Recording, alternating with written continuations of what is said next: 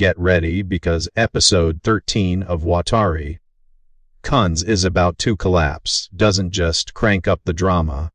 It straight up peels back the layers on every relationship, every insecurity, and throws our characters into moments that could change their lives forever.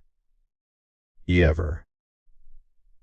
If you thought you had the cast figured out, well, by the end of this episode, you're going to question everything you thought you knew.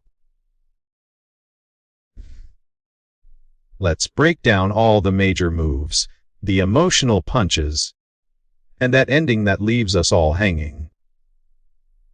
We dive right into the episode with Naoto Watari, our cautious and self-sacrificing protagonist, visiting Umezawa Makina, a talented first-year runner who's nursing an injury in her dorm room.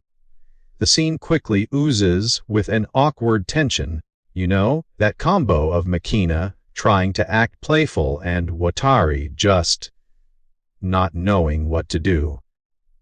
Their conversation flips between banter about her injury and teasing about being alone together. It's playful, but you can sense an underlying wish from Makina G. She wants more of Watari's attention and doesn't hesitate to get a little clingy while she's hurt. But Watari, still stuck in his own head, picks up more on why he's even allowed inside her dorm. The place is usually off limits to boys. But Makina points out it's just for athletes, and everyone is far too busy to care. She even jokes about maybe becoming a housewife instead of a professional, throwing little hints that as goofy as she is, she's thinking about her future, love, and even marriage.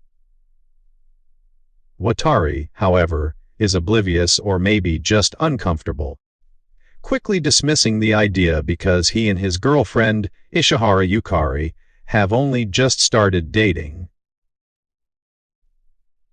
Makina starts digging a little deeper, asking if Watari really loves his girlfriend, challenging the way he seems doubtful or self-deprecating.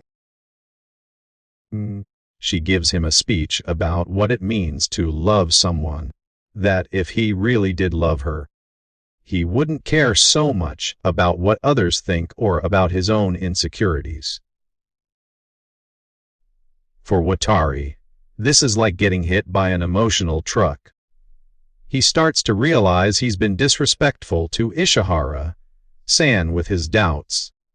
But Makina confesses in her inner thoughts she was actually trying to nudge him towards breaking up, not talking him back into romance. She abruptly leaves for a run, pushing Watari to look after her in her injured state. From there, the episode pivots towards Ishihara Yukari and Watari's sister Suzu. We get some cozy scenes of family cooking, with Suzu learning to make his childhood favorite dish, showing us that she wants to connect with Watari more and make him happy in her own way. This theme sneaks up again later, how everyone's thinking about the future, about being a family, about growing closer. But the emotional heart of the episode comes when the focus tightens around Watari and his tumultuous feelings. Sitting in his room, he flips through his notebook, realizing that every note is about Suzu, her future, her tuition, her happiness.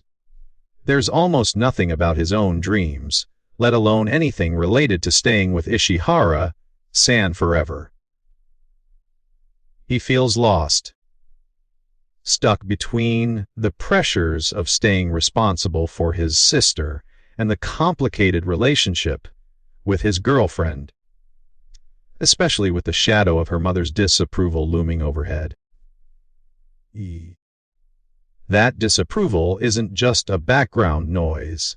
It erupts into the spotlight when Ishihara-san's mother confronts Watari at a summer fair. She's blunt, telling Watari that her only concern is making sure nothing sexual happens between him and Ishihara, all because of her own traumatic past. She became a parent while still in high school, against everyone's wishes. The conversation is uncomfortable but honest. Watari tells her he would never do anything to make Suzu unhappy and is willing to step back if it meant healing family relationships. Instead of getting shut out entirely, the mother gives him strict boundaries, a curfew, and always reachable by phone. But she's starting to accept their relationship, if only tentatively. Just when you think things might simmer down, they explode again. News drops that Satsuki Tachibana, the enigmatic transfer student and Watari's childhood friend, is going to transfer schools, and she's planning to leave without saying goodbye to anyone. Ishihara and Watari are both stunned, and while Ishihara takes it hard, she tells Watari to say goodbye and come back to her. There's real vulnerability here. She's testing Watari's loyalty and devoting herself to being a good girlfriend. But she's afraid too. Watari races to the train station and confronts Satsuki just in time before she hops on a train out of his life. It's emotional. Accusations fly about her running away again, Watari desperately asking to walk her home, reminding her of their bond.